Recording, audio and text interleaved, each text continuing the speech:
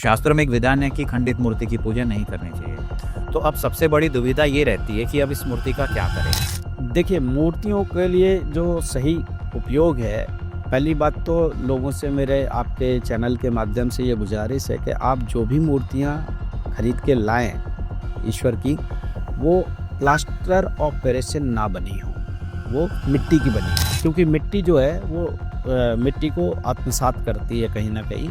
और अगर हमने पूजा की और पूजा करने के बाद मूर्ति खंडित हो जाती है या एक ये भी देखा गया है कि लोग क्या करते हैं कि प्लास्टिक की पन्नी के अंदर पूरा पैक करके और सीधा ऐसे डंप कर देते हैं। ये प्रैक्टिस भी अच्छी नहीं है, क्योंकि जो प्लास्टिक है वो कभी भी डिजॉल्व नहीं होता, उसको डिजॉल्व होने में हजारों साल लगते हैं। अगर कूड़ा आपके पास क्वालिटी वाला है, मैं दोबारा बता रहा हूँ, कूड़ा अगर क्वालिटी वाला है और क्वांटिटी में है तो वो पैसा है। लेकिन अगर कूड़ा मिक्स है, जब तक कूड़ा मिक्स है उसमें कोई ताकत नहीं है। अगर गीला कूड़ा, सूखा कूड़ा और घातक कूड़ा, डायपर है, सैनिटरी पैड है, इसको हमने मिक्स करके किसी डब्बे में डाला हुआ है तो उसमें वो कूड़ा किसी के मतलब का नहीं है। नमस्कार दोस्तों, मैं समस्त प्रभु भक्ति में आपका स्वागत करता हूं। दोस्तों, आज का पॉडकास्ट बेहद खास होने वाला है क्योंकि आज हम आपको एक ऐसी टेक्निक बताएंगे जिसे आप सुन के हैरान रह जाएंगे।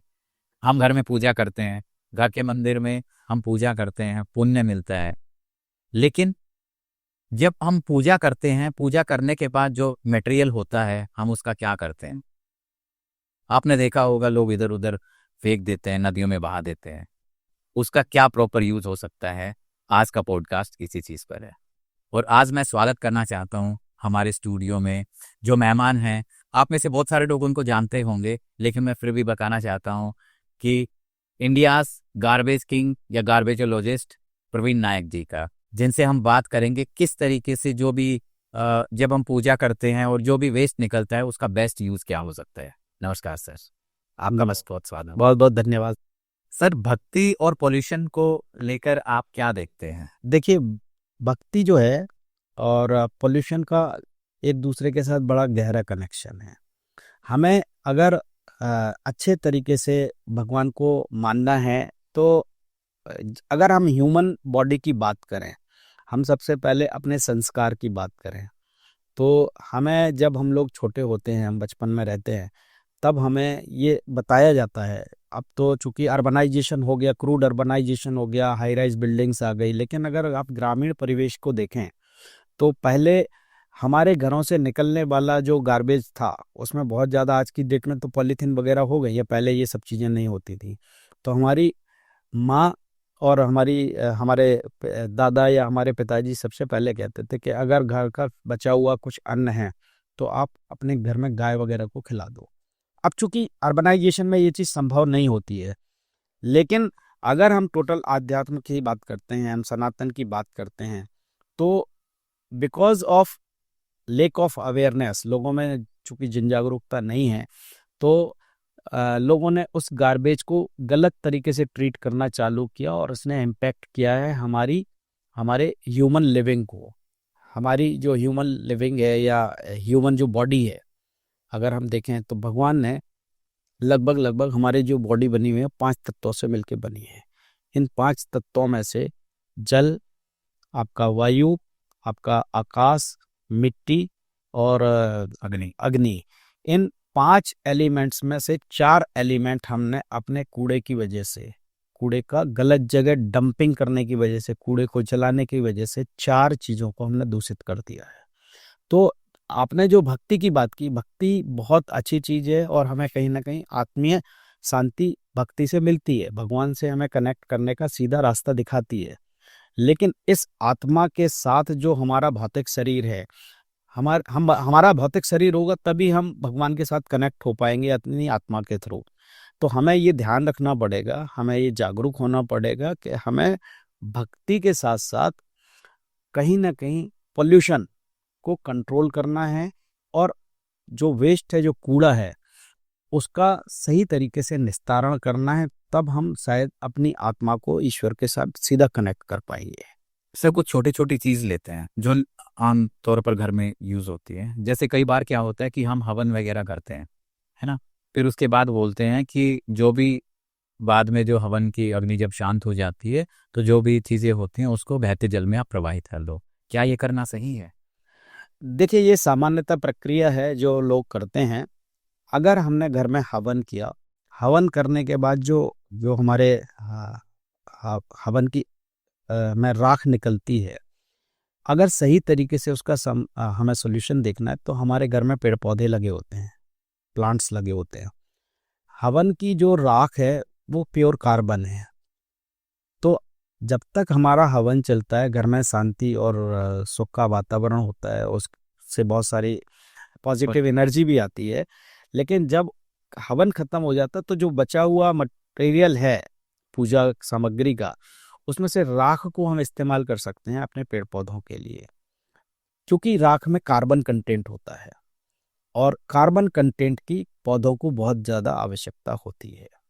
तो इसका एक उपयोग हम घर में ही कर सकते बजाय, क्योंकि अगर हम किसी प्राकृतिक स्रोत में उसको बहाते हैं तो वो कहीं ना कहीं उसको कंटेमिनेट कर सकती है या करती है। तो बेटर ये है कि हम उसको अपने घर में ही उपयोग करें। फूलों का क्या यूज हो सकता है?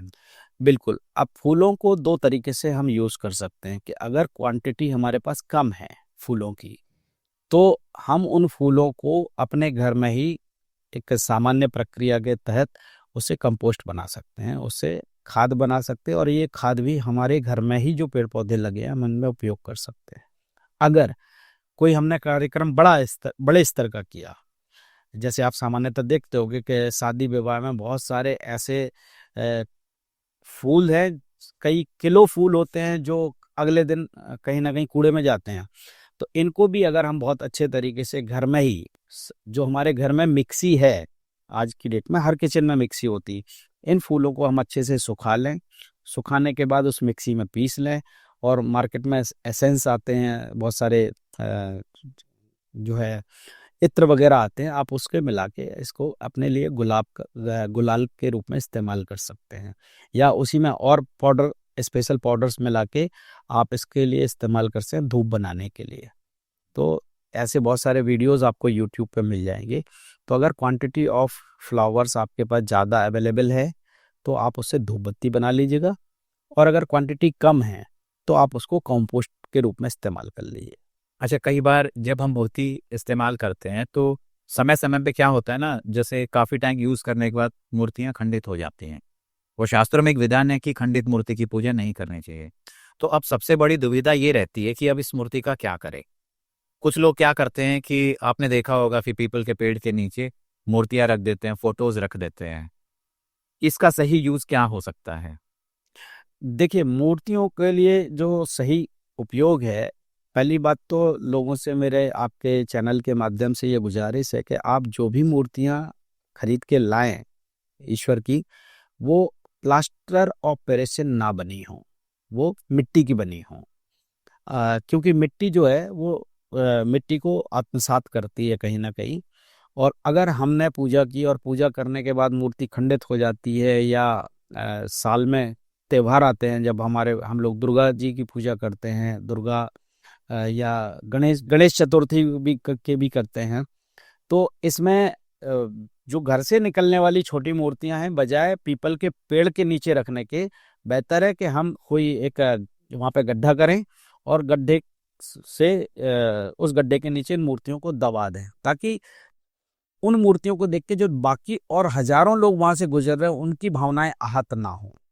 हमें उनकी भी भावनाओं की कदर करनी चाहिए, क्योंकि कहीं ना कहीं ईश्वर जो है, उनको जब हम विदा करते हैं, कई लोग नदियों में भी बहाते हैं। हाँ, अगर तो जैसे विसर्जन की बात करते हैं तो उस समय बहाया जाता है। बिल्कुल उसमें अगर मिट्टी आपकी प्लास्टर ऑफ पेरिस से नहीं बनी है तो मिट्टी का विसर्जन उनका सारा श्रृंगार हटाने के बाद, यानी उसमें कपड़ा ना हो, उसमें कोई प्लास्टिक के कोई एलिमेंट ना हो, तो आप एक नेचुरल रिसोर्स में उनको उनको बहा सकते हैं। लेकिन अगर कहीं प्लास्टर ऑफ पेरिस की है तो वो उस जल को कंटेमिनेट करता है। तो कोशिश हमारी ये होनी चाहिए कि हम या तो जो मिट्टी से बनी प्रतिमाएं हैं, मूर्तियां हैं, उनको मिट्टी के साथ ही मैच करा दें। और अगर हमारी भावनाएं ये कहती हैं कि हमें उनको प्रवाहित करना है, तो फिर हम प्लास्टर ऑफ पेरिस की मूर्तियां ना लेने की बजाय प्योर मिट्टी की लें, ताकि वो मिट्टी और उस जल के साथ इजीली डिजॉल्व हो जाए। और जो चुनरी है या उनका श्रृंगार है, इनको हम रिमूव करके कोशिश ये करें कि ये जो रिस्पेक्टिव जहाँ पे इनका उपयोग हो सकता है, जैसे चुनरी है तो वहाँ कहीं ना कहीं फैब्रिक वाली जो जगह है वहाँ इस्तेमाल हो जाए। अगर कोई प्लास्टिक से रिलेटेड चीज़ है तो जो लोग प्लास्टिक को रिसाइकिल कर रहे हैं वो चीज़ वहाँ पे चली जाए, ताकि उसका सही उपयोग हो सके और हमें हमारे जो हमने कर्म किया है उसको उस वो पूरा पुण्य हमें मिल सके। हाँ, कहीं ऐसा ना हो कि हमने पुण्य किया लेकिन जाने अनजाने कोई ऐसी गलती हो गई जिसकी वजह से हम नुकसान। बिल्कुल होती है। जब ये कार्यक्रम होते हैं नवरात्रि के, तब आप अगर देखें तो दिल्ली और नोएडा के बीच में जो जो ब्रिज है यमुना का, वहाँ लोग अपने घर का सारा पूजा सामग्री उठा के ऐसे डालते हैं यमुना जी में, जबकि ये प्रैक्टिस जो है ये उतनी अच्छी नहीं मानी जा सकती, क्योंकि धर्म में हमें जो जो नदियां हैं उनको माता का दर्जा मिला हुआ है, उनको हम माँ मानते हैं। और फिर हम अपनी माँ को अगर गंदा करते तो ये कहीं ना कहीं उचित भावनाओं का प्रदर्शन नहीं है। एक ये भी देखा गया है कि लोग क्या करते हैं कि प्लास्टिक की पन्नी के अंदर पूरा पैक करके और सीधा ऐसे डंप कर देते हैं। ये प्रैक्टिस भी अच्छी नहीं है, क्योंकि जो प्लास्टिक है वो कभी भी डिजॉल्व नहीं होता, उसको डिजॉल्व होने में हजारों साल लगते हैं। और ये अविरल जो धारा है, नदियों की जो धारा है, उसको कहीं ना कहीं रोकता है। तो इसको अवॉइड करना चाहिए और नहीं करना चाहिए। जैसे बहुत सारे पंडाल लगते हैं, कथा होती है या फिर जहाँ रेगुलर कथाएं होती हैं, ऐसे सत्संग होते रहते हैं, वहाँ कैसे मैनेज किया जाना चाहिए? देखिए, मेरी तो आपके माध्यम से यही अनुरोध है सारे कथावाचकों के से, आप साथ के वो जो लोग जो भी चीज़ों का इस्तेमाल कर रहे हैं वो बायोडिग्रेडेबल हों। बहुत सारे ऐसी जगह देखा जाता है जहाँ थर्माकोल का यूज़ करते हैं या ऐसे डिस्पोजल का यूज़ करते हैं जो इजीली डिकम्पोज नहीं होता।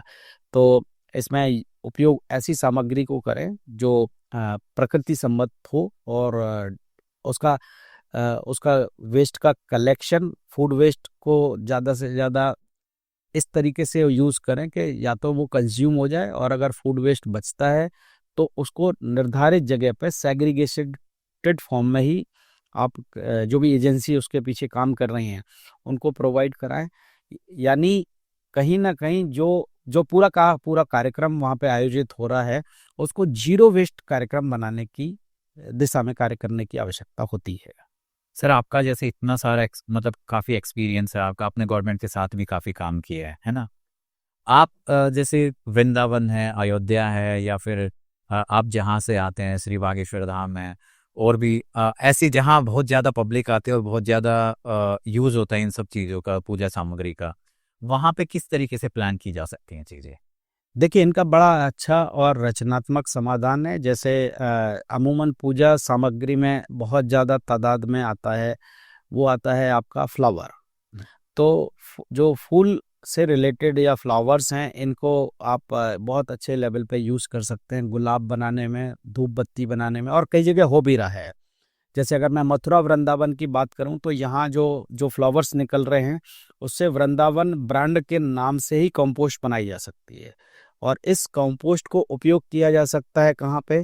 जो हमारा तुलसी घरा है, जहाँ हमारा तुलसी का पौधा लगा होता है ना। सामान्यतः हर सनातन धर्म को मानने वाले लोग अपने घर में आंगन में तुलसी का पौधा लगाते हैं। तो वो तुलसी के पौधे के लिए जो फूल से बनी हुई कंपोस्ट है वो बहुत अच्छी लाभदायक होती है, इसको देख सकते हैं। फिर बहुत सारे तीर्थ स्थलों में नारियल बहुत चढ़ता है। अभी नारियल का जो जो फल है, नारियल गरी का हमने यूज कर लिया, उसके बाद जो उसका कंपोनेंट बचता है इसका भी बहुत अच्छा उपयोग हो सकता है। इससे कोकोपीट बना सकते हैं। कोकोपीट जो है आज की डेट में आप अगर अमेजोन पर देखें तो, और ये सस्टेनेबल है कहीं ना कहीं। अगर हम ऐसे कोई कार्यक्रम कर रहे हैं तो इस पूरी प्रोसेस को चलाने के लिए एक सस्टेनेबिलिटी की आवश्यकता है।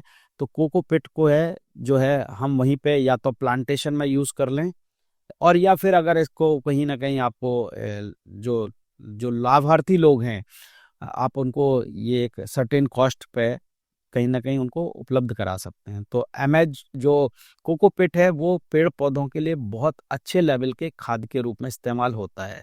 नर्सरी ओनर्स के साथ आप इसको टाई अप करा सकते हैं, मंदिरों का टाई अप नर्सरी ओनर्स के साथ हो सकता है, या जो बड़े बड़े पीठ हैं उनको कनेक्ट कर सकते हैं, या इनकी अपनी नर्सरीज होती हैं जहाँ ये पेड़ पौधों का की सैंपलिंग तैयार करते हैं, तो उसमें भी इस उपयोग हो सकता है।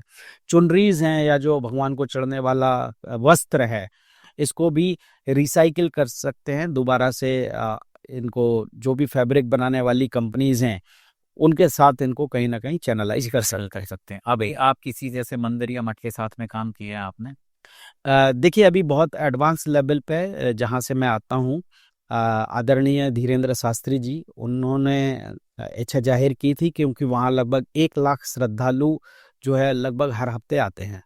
तो वहाँ पे हमारा एक ऐसा विचार आया था कि हम वहाँ पे एक देश का ऐसा इस तरीके से उस पीठ को डेवलप करेंगे, वो पूरी पीठ जीरो वेस्ट के रूप में जानी जाए पूरे देश के अंदर। तो जब महाराज जी का आदेश होगा और जब बागेश्वर धाम जी की कृपा होगी, तो हम शायद कोशिश करेंगे कि देश का पहला ऐसा पीठ तैयार हो जो जो जीरो वेस्ट के रूप में जाना जाएगा। सर जैसे अभी हमने वृंदावन की बात की, तो आई एम श्योर आपने अभी मार्केट एनालाइज किया होगा ना, अभी क्या हो रहा है वहां पे, कैसे मैनेज होता है वेस्ट?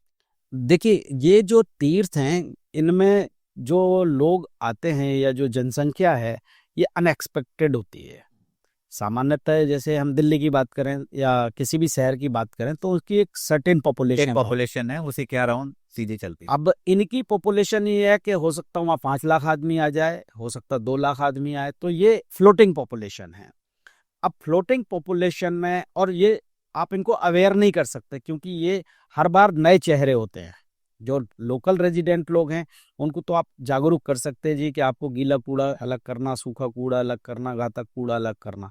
लेकिन ये तो मेहमान टाइप के आए, आज आए कल इनको चला जाना है, परसों दूसरे लोगों को आना है। तो वहां पे अवेयरनेस प्रोग्राम जिसको बोलते हैं IEC programme, information education and communication, ये कहीं ना कहीं उतना इफेक्टिव नहीं हो पाता। तो यहाँ पे आवश्यकता होती कि हम जो भी चीजें निकल के आ रही हैं, जो कूड़े में जनरेट हो रही हैं, उनको लोगों की भावनाओं के साथ कनेक्ट करने वाली चीजों के रूप में तैयार करें। और दूसरा जो आज के सिनेरियो में है, तो अभी ऐसा कहीं कोई देखने में नहीं आया है तीर्थ स्थल में जिन्होंने कोई एक्स्ट्रा ऑर्डिनरी कोई मॉडल डेवलप किया हो। बट एक अपॉर्चुनिटी है, ये चीजें की जा सकती हैं। बिल्कुल की जा सकती है। और ये वहाँ का जो ट्रस्ट है, उस मंदिर का जो ट्रस्ट है, या कोई भी धाम है, या कोई भी, वो किसी भी धर्म का हो सकता है, तो ये एक बहुत बड़ी अपॉर्चुनिटी के रूप में उस ट्रस्ट के लिए कहीं ना कहीं एक इकोनॉमिकली इम्प्रूवमेंट के लिए ये मॉडल तैयार हो सकते हैं। सर जैसे आप इतने समय से काम कर रहे हैं, आपका एक्सपीरियंस कैसा रहा है इस इंडस्ट्री में काम करते हैं? देखिए ये जो इंडस्ट्री है जिसको ओवरऑल टेक्निकल भाषा में वेस्ट मैनेजमेंट बोलते हैं, ये इंडस्ट्री बड़ी आई ओपनर है। पहली चीज कि हमारे थॉट प्रोसेस के हिसाब से दुनिया में कोई भी कूड़ा नाम की चीज होती नहीं है। चूंकि हमें जागरूकता नहीं है, लोगों को जागरूकता नहीं है, इसलिए हमारे लिए जो जो अनवांटेड आइटम है या हमारे लिए जो जो बेकार की चीज है, उसको हम सामान्यतः अपनी भाषा में कूड़ा बोलते हैं। लेकिन जो हमारे लिए अनवांटेड है, हमारे लिए अनुपयोगी है, दुनिया में कोई तो ऐसा होगा जिसके लिए वो उपयोगी होगी। सो ये बेसिकली एक नेटवर्किंग है, एक कनेक्ट है कि हमें उन चीज़ों को उन लोगों तक पहुंचाना है जिनके लिए वो उपयोगी हैं। तो नहीं, मैं ये जानना चाह रहा था कि आप कितने 10 साल से इस चीज में काम? मेरे को 10 साल इस लाइन में हुआ है। और ऐसे मान लो किसी को आपसे जुड़ना हो, या किस तरीके से वो आपसे जुड़ सकता है, और क्या इसके अंदर कमाई के साधन हो सकते हैं? हाँ बिल्कुल, इसमें बेसिकली अगर किसी को जुड़ना है वेस्ट मैनेजमेंट में, तो सबसे पहले आवश्यकता होती है कि उसको वेस्ट मैनेजमेंट की ट्रेनिंग के बारे में समझना पड़ेगा, वेस्ट के बारे में समझना पड़ेगा कि कूड़ा क्या है, कूड़े के प्रकार कितने हैं, कौन से कूड़े को कैसे क्या उसका सॉल्यूशन है, उसका समाधान क्या है, और क्या मशीन उसके अंदर इस्तेमाल होनी है। अगर मशीन नहीं इस्तेमाल करनी है तो बिना मशीन के इस कूड़े का समाधान किस तरीके से कर सकते हैं। तो ये पहला चरण है जिसमें उनको ट्रेनिंग की आवश्यकता पड़ती है। आपने व्यावसायिक मॉडल की बात की है, तो अगर कोई भी व्यक्ति कूड़े के काम को सही तरीके, कूड़ा प्रॉब्लम नहीं है, कूड़े का कलेक्शन और उसकी वेयरहाउसिंग ये प्रॉब्लम है। क्योंकि अगर कूड़ा आपके पास क्वालिटी वाला है, मैं दोबारा बता रहा हूँ, कूड़ा अगर क्वालिटी वाला है और क्वांटिटी में है तो वो पैसा है। लेकिन अगर कूड़ा मिक्स है, जब तक कूड़ा मिक्स है उसमें कोई ताकत नहीं है। अगर गीला कूड़ा, सूखा कूड़ा और घातक कूड़ा, डायपर है, सैनिटरी पैड है, इसको हमने मिक्स करके किसी डब्बे में डाला हुआ है तो उसमें वो कूड़ा किसी के मतलब का नहीं है। लेकिन जैसे ही ये कूड़ा सेग्रीगेटेड हुआ, सूखा कूड़ा अलग हो गया, गीला कूड़ा अलग हो गया और घातक कूड़ा अलग हो गया, तो ये पैसा है। जैसे मैं आपको गीले कूड़े के बारे में बताऊं, अभी पूरे देश के अंदर सीबीजी प्लांट लग रहे हैं, बायोगैस प्लांट लग रहे हैं, जिनमें बड़े बड़े प्लेयर आए हुए हैं, अदानीज, रिलायंस। तो जब ये प्लांट लगा रहे हैं तो इनके प्लांट तो तभी चलेंगे ना जब इनको गीला कूड़ा मिलेगा। तो गीला कूड़ा क्या हो गया, वो एक एसेट हो गया, वो कमोडिटी हो गई। इसी तरीके से सूखा कूड़ा है। आज देश के अंदर अलग अलग कंपनियां हैं जो रिसाइकलिंग प्लांट लगा के बैठी हुई है। प्लास्टिक वाला है, कपड़े वाला है, गत्ते वाला है, कागज उद्योग है, इन सबको ये रॉ मटेरियल चाहिए। अभी कूड़े के अंदर जब हम जाएंगे तो कूड़े के अंदर निकलता क्या है, तकरीबन अगर आप इस कूड़े की पूरी प्रोफाइलिंग को समझेंगे तो लगभग 50% कूड़ा वो है जो गीला कूड़ा बोलते हैं, जो हमारे किचन के निकलने वाला कूड़ा है। यानी 50% कूड़े का खरीदार कौन, हमें उल्टा सोचना पड़ेगा। अभी 50% कूड़े का खरीदार कौन है, भारत का किसान। क्योंकि गीले कूड़े से क्या बनता है, फर्टिलाइजर, या अगर आप बायोगैस भी बना रहे हैं तो गीले कूड़े से बनने वाली जो गैस है अगर वो क्वांटिटी में है तो खरीदार कौन है, Indian oil, Indraprastha gas limited, gas authority of India limited. ये वो कंपनियां हैं जिनको ये मटेरियल चाहिए। नाउ जो किसान है, भारत एक जैविक राष्ट्र, भारत एक कृषि प्रधान देश है। मैं आपको बड़ी सिंपल सी कैलकुलेशन बताता हूँ। भारत कृषि प्रधान देश है, यानी भारत अगर कृषि प्रधान देश है और जो देश के प्रधानमंत्री चाह भी रहे हैं कि भारत को जैविक राष्ट्र बनाना है, क्योंकि जो केमिकल फर्टिलाइजर है उस केमिकल फर्टिलाइजर की वजह से हमारे देश की मिट्टी खराब हो रही है, पूरी जमीनें जो हैं वो बर्बाद हो चुकी हैं, छोटे छोटे बच्चों को कैंसर हो रहा है। तो देश आज जैविक राष्ट्र बनाने की दिशा में आगे बढ़ रहा है और कई राज्य ऐसे हैं जो पूरे राज्य ऑलरेडी ऑर्गेनिक राज्य घोषित हो चुके हैं। जैसे मैं सिक्किम की बात करूं, सिक्किम ने डिक्लेयर कर दिया, सिक्किम जो है केवल और केवल ऑर्गेनिक ही प्रोड्यूस करता है, वहां केमिकल फर्टिलाइजर का उपयोग टोटल खत्म है। तो इसी तरीके से अलग अलग राज्य अब इस डायरेक्शन में जा रहे हैं। अगर भारत को ऑर्गेनिक राष्ट्र बनना है तो क्या भारत में इतनी तादाद में ऑर्गेनिक खाद बनाने की फैक्ट्रियां हैं? नहीं है। नहीं। मैं आपके चैनल के माध्यम से आपके दर्शकों से पूछता हूं, आज आपको अपने बच्चों को क्या खिलाना है, ऑर्गेनिक या केमिकल वाला? तो 90%, 95% लोग चाहते हैं कि उनको ऑर्गेनिक, फैमिली को ऑर्गेनिक। लेकिन क्या आपके मोहल्ले में, आपकी सोसाइटी में या किसी में आप मॉल में जाते हैं तो ऑर्गेनिक फल और सब्जियों की दुकानें देखने हैं?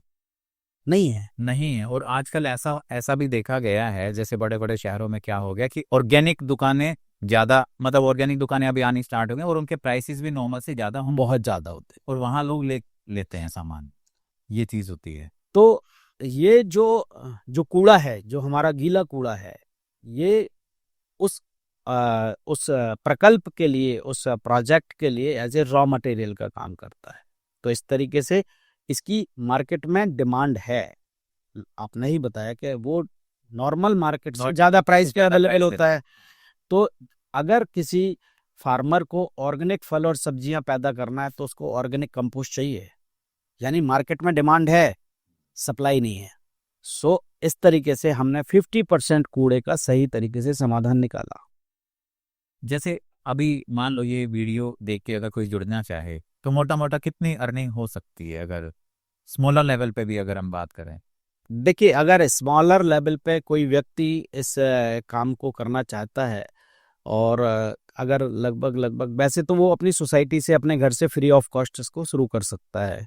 नॉर्मल जो ट्रेनिंग वगैरह अगर उसको करनी तो ट्रेनिंग उसको मिल जाएगी। दूसरा, अगर वो इसको व्यवसाय के स्तर पे शुरू करना चाहता है इस काम को, तो लगभग वो अगर 2 से 3 लाख रुपए से भी अपना एक बिजनेस शुरू करता है तो इसमें वो व्यक्ति लगभग मिनिमम 50,000 रुपए महीने की अर्निंग कर सकता है। 50,000 अर्निंग आपके साथ है। बिल्कुल जुड़ कर सकता है, यानी ऐसा बिजनेस जिसमें लगभग मार्जिन का जो लेवल है, जो प्रॉफिट मार्जिन है, वो 50% का है। जो हम गार्बेज की बात कर रहे थे, तो जो सूखा कूड़ा है, जितना भी टोटल कूड़ा निकला 50% तो चला गया गीला कूड़ा। अब इसमें से जो लगभग 25% कूड़ा है वो सूखा कूड़ा है। इसका जो अगर एवरेज रेट देखा जाए तो लगभग ये आपका 10 रुपए किलो के आसपास के रेट पे बिकता है। तो ये आपका 25% कूड़ा हो गया, यानी लगभग आपका 50 और 25 75% कूड़ा वो है जो सवेरे का कूड़ा शाम को पैसे में बदल जाएगा। केवल आपका लगभग 20 से 25% कूड़ा जिसमें डायपर हैं, सैनिटरी पैड्स हैं, इनर्ट मटेरियल है, ये कूड़ा ही प्रॉब्लमेटिक है और इसको हैंडल करने की जिम्मेदारी म्युनिसिपल कॉरपोरेशन की या म्युनिसिपैलिटीज की है। इसका क्या होता है, जैसे सैनिटरी पैड्स हैं, डायपर्स हैं? हाँ, इसके लिए भी क्या है कि इंसिनरेटर्स होते हैं, इसको भी साइंटिफिक तरीके से ही इसका डिस्पोजल होता है। तो इंसिनरेटर्स में इसको यूज ये अपने आप या फिर इनकी ऐसे कोई मशीन्स नहीं आती हैं जो इनको? आती हैं इनकी मशीन, इनकी डिस्पोजल मशीन्स भी आती हैं, छोटे साइजेस की मशीन्स आती हैं जो अगर सैनिटरी पैड और डायपर्स की हम बात करें तो ये कई बार हॉस्टल्स वगैरह में लगाते हैं, तो छोटे साइज की मशीनें हैं। लेकिन अगर हम पूरे शहर की बात करें तो फिर इनके लिए बड़े लेवल के इंसिनरेटर की आवश्यकता पड़ती है। सर, दिल्ली में जैसे देखा गया कि पूरे कूड़े के जो पहाड़ से बन गए हैं, ये इसका कुछ सोल्यूशन होगा? बिल्कुल सोल्यूशन होगा। आने वाले टाइम में ये कूड़े के पहाड़ आपको देखने नहीं मिलेंगे। इसके ऊपर देश के जो प्रधानमंत्री जी हैं उन्होंने जो अभियान शुरू किया है, स्वच्छ भारत अभियान, इसका जो सेकंड फेज आया है जिसको SBM 2.0 बोलते हैं, उसमें बायो माइनिंग और बायो रेमिडिएशन के ऊपर काम चल रहा है। इसको इस जो कूड़े के पहाड़ है इसको लीगेसी वेस्ट बोलते हैं। तो ये कूड़ा भी आने वाले टाइम में आपको देखने नहीं मिलेगा। अभी आपके साथ कितने लोग जुड़े हुए हैं? देखिए, हमारी एक शहर में जब हम कोई भी कार्यक्रम को लेके जाते हैं तो हमने पहले इस मॉडल को समझना पड़ेगा, गार्बेज क्लिनिक मॉडल को। इसमें हमने 2 सक्सेसफुल स्टोरीज जो भारत की थी, हमने उनको इंटीग्रेट किया है। एक इंस्पायरेशन स्टोरी थी हमारे लिए लिज्जत पापड़ की और दूसरी थी अमूल मिल्क की। तो हमने ये कोऑपरेटिव सोसाइटी मॉडल के माध्यम से हम पूरे मॉडल को रन करते हैं। इसमें ऐसे जो गरीब लोग हैं, अंडर प्रिविलेज महिलाएं हैं, उनको हम इस कोऑपरेटिव सोसाइटी में शेयर होल्डर बनाते हैं। हमारे यहाँ कोई लेबर नहीं, हमारे यहाँ कोई सर्वेंट नहीं, हमारे यहाँ ये पूरा का पूरा मॉडल जो है वो शेयर होल्डर बेस पे चलता है। तो वही लोग घर घर से कूड़े का कलेक्शन करते हैं, वही उसको ट्रांसपोर्ट करते हैं, वही माइक्रो सेग्रीगेशन करते हैं, वही प्रोसेस करते हैं, वही बेचते हैं, वही लोग उससे पैसे कमाते हैं। तो ये हमारा पूरा जो मॉडल है ये इंटीग्रेटेड मॉडल है। और इसमें on an average earning? On an average एक एक एक महिला जो है, कोशिश हमारी होती है कि वुमन ड्रिवन प्रोग्राम हम इस पूरे मॉडल को बनाते हैं। एक महिला लगभग 10 से 12 हजार रुपए कमा लेती है।